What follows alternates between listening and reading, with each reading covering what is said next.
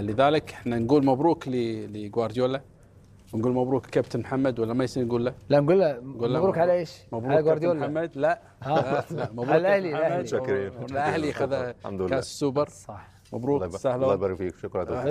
بس ما نستفيد شيء لما يفوز الزمالك. نشوف كيك، نشوف شيء من كابتن هيثم فاروق. الحين هذه يمكن من جالنا بطوله رقم 15 فوز فيها الاهلي، حتى ماي ما شفنا من بقول لك ايه، تاتش وود. ما انا لو كل بطوله جبت للاهلي افلس.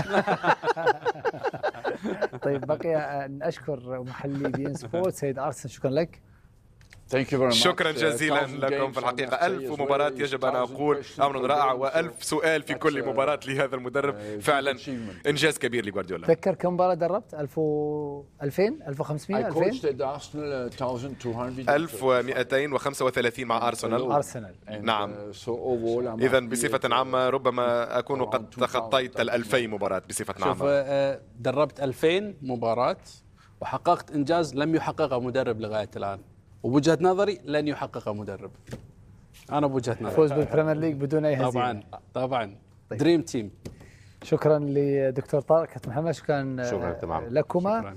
ودعونا الآن نرحب بمشاري الذي سيكمل معكم هذه التغطية، وسينتقل بكم من البريمير ليج إلى الليغا، إلى الدوري الإسباني لكرة القدم. مشاري مساء الخير وأهلا بك.